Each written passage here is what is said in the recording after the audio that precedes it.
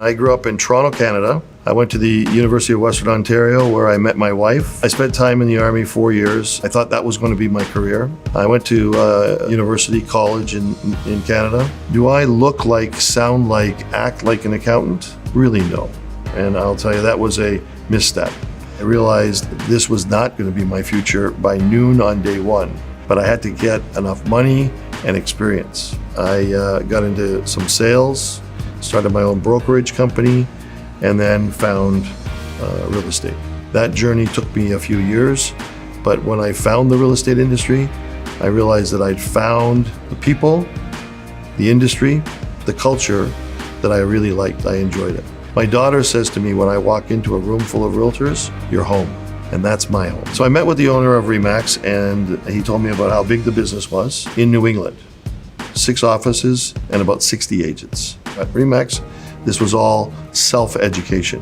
There were no books that were available. There was nowhere I could go to get any information, but I seemed to know the path to go forward to how to do that. In 7 years, we went from 6 offices to 250 offices and 2,500 agents. RE/MAX wanted to start a European operation, and because I had the fastest growing, most efficient region in the United States, they'd like to offer that opportunity to me.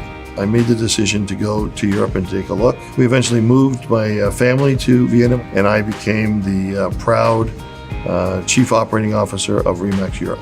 In 5 years, we went to 27 different countries and 10,500 agents. The number one business for real estate in Europe.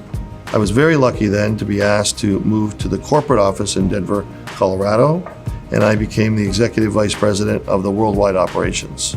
I realized in Denver that the culture that I was involved in at RE/MAX was not the culture that was my family. It's a very different company. I left RE/MAX and I worked for the University of Colorado, the JP Morgan School of Business, and I taught in their business school, their MBA program, for a year. I started getting phone calls from a company called Keller Williams. The first call I answered, I said, "You're the competition. I don't like you. I don't know Gary Keller. I don't like your colors, and stop calling me. I don't want to talk to you." Every Tuesday and Thursday at 9:30 in the morning, I would get a call from somebody at Keller Williams. 1 month, 3 months, 7 months, 9 months. Then you start listening. Then they start asking you questions. Then you start to feel valuable. Then you feel like you're moving from one family, an environment, and a culture to another one. And all of a sudden I realized after 4 or 5 or 6 months, I'm a slow learner, that Keller Williams was a nice place. And the people calling me were nice people. So I came to a mega camp in August in Austin, Texas. So as I got to that mega camp and started talking to the people and walking the hallways and meeting some of these senior executives, I realized this was my home.